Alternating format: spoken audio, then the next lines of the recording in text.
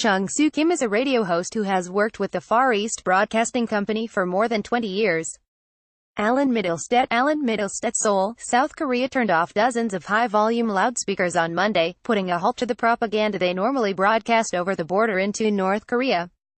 The move, a government spokesman said, was designed to set a peaceful tone ahead of the talks between the two Koreas Friday, a tone that was reinforced by the announcement that the countries had committed to work toward a peace agreement. The strikingly amicable inter-Korean summit will in turn set the tone for an upcoming U.S.-North Korea summit, during which President Trump and Kim Jong-un are expected to discuss denuclearization of the Korean peninsula. But while the South's loudspeakers have stopped blaring reports critical of the North, forbidden messages are still flowing across the border, on the airwaves of a Christian radio station. South Korea's largest religious radio broadcaster, the Far East Broadcasting Company, transmits gospel-centered programs to both North and South Korea every day of the week. The station's goal is to use Christian radio to subvert the Kim regime's strict ban on religion, and ultimately pave the way for a unified, Christianized Korean peninsula. The Christians behind FEBC advocate for the reunification of the two Koreas under a democratic system, which they believe would bolster religious freedom.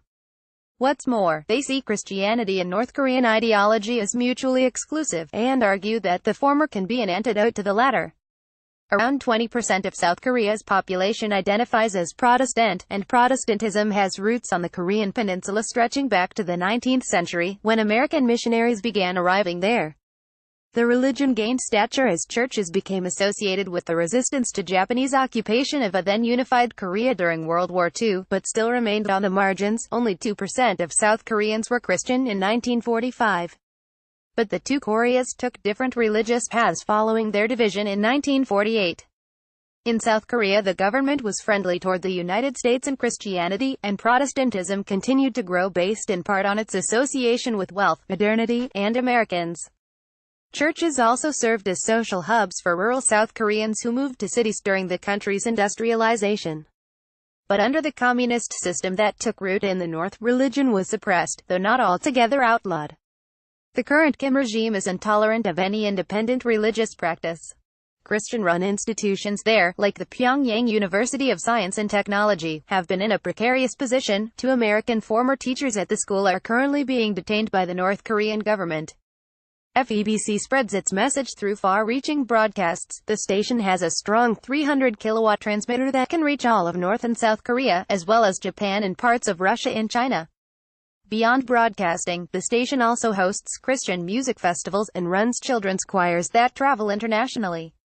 It receives approximately 1.2 million calls, texts, and letters per year from listeners and is entirely funded through donations. Though it's impossible to estimate North Korean listenership, Mary Kay Park, a media strategist at the station's Los Angeles branch, estimated that the number is likely in the thousands. She offered a lofty characterization of the station's role. "We transmit changed values, and different ideas of the gospel and what freedom looks like. The transformational message of the gospel will help if there is reunification." The station broadcasts different programs to its North Korean audience than to its South Korean listeners.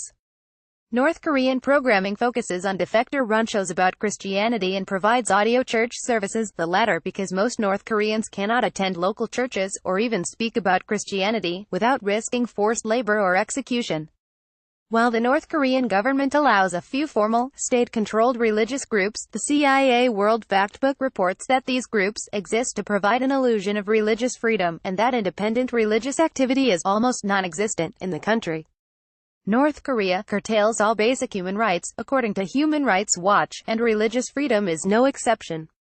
In the 1940s, estimates put the number of church-going Christians in the North Korean capital of Pyongyang between 25 and 30% of all adult residents. Though it's impossible to get an accurate count given the Kim regime's strict controls on information, after decades of oppression, the United Nations in 2014 cited estimates that the number of Christians living in North Korea was then between 200,000 and 400,000, or around 1% of the country's population.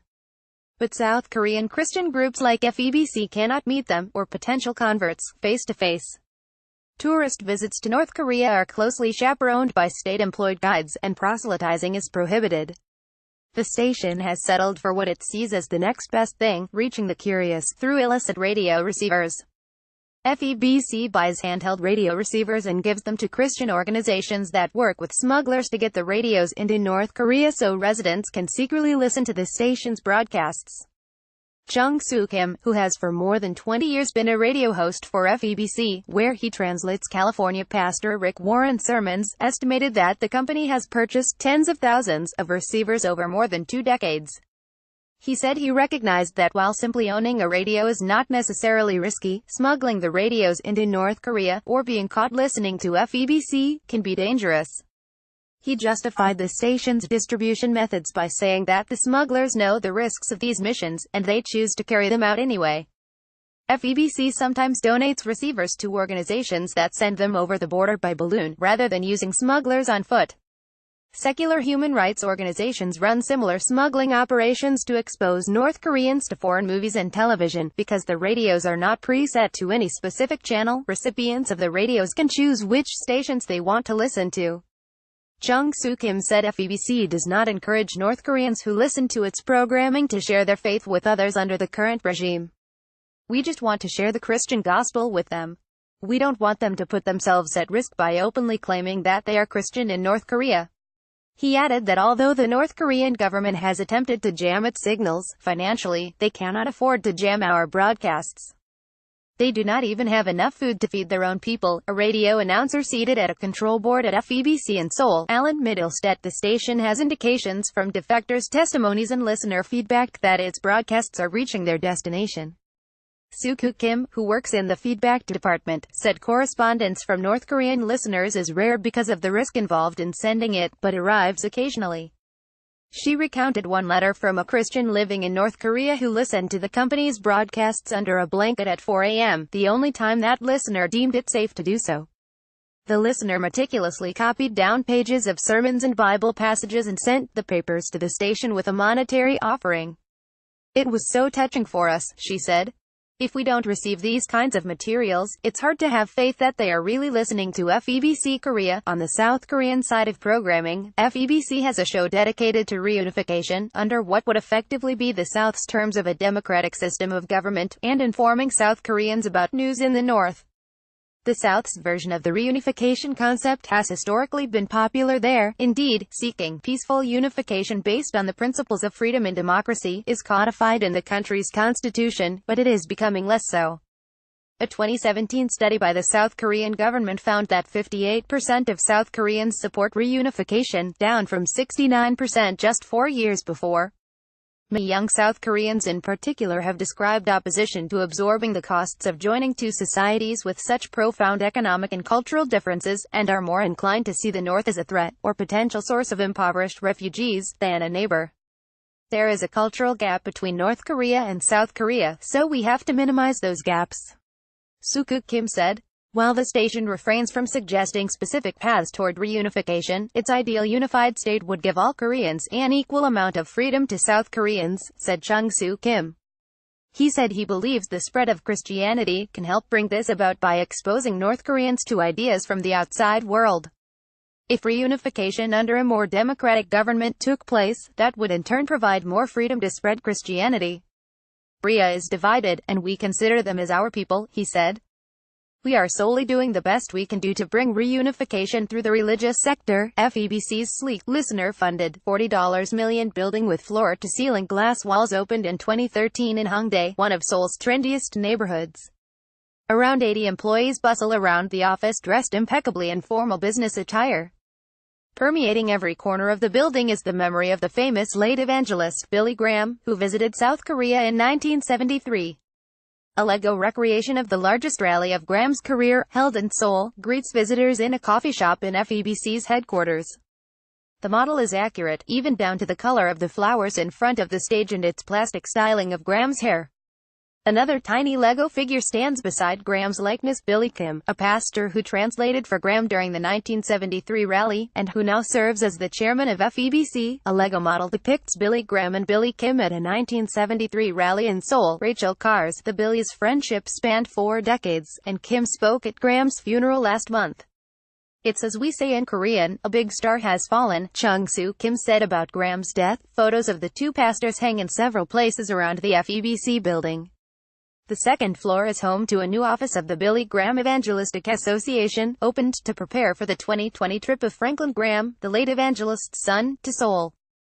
Billy Graham held communism in contempt, and in 1949 proclaimed that communism is a religion that is inspired, directed, and motivated by the devil himself, who has declared war against Almighty God. Despite his outspoken opposition to communism, in 1992 Graham became one of the first foreign religious leaders to visit the North Korean capital. Though Graham did not preach to stadium crowds there, he gave Kim Il-sung, the communist country's first leader, a Bible. I think that Graham saw evangelism as a way to spread the gospel and help democratize countries, said Helen Kim, a historian of Korean and American Christianity at Emory University. She has spent time at the FEBC office in Seoul, and said that while the station says it wants to stay out of politics, its mission of facilitating the spread of Christianity in North Korea is inherently political. That's because full acceptance of Christianity directly undermines North Korea's government-mandated Juche ideology. It's like mixing oil and water, she said. While North Korea's first dictator grew up with Christian parents, the Juche ideology Kim Il-sung instituted is adamantly atheistic. Important tenets of Juche include veneration of the dictator, devotion to the communist state, and self-reliance. North Koreans are also required to revere the Kim family. The country has an estimated 40,000 statues of Kim Il-sung. Each household is required to hang portraits of past dictators in pristine condition, and newspapers featuring photos of Kim Jong-un cannot be folded. This required activity, which arguably amounts to worship, contradicts core Christian doctrines that prohibit idol worship. Despite the political, economic, and cultural challenges that would accompany reunification, and despite the tense atmosphere that persists ahead of another looming summit, FEBC is holding on to hope. A banner depicting colorful, harmonious images superimposed onto a map of a unified Korean peninsula hangs prominently outside the company's recording studios. When reunification happens, Jung Soo Kim said, "We are ready to plant a radio station in Pyongyang anytime."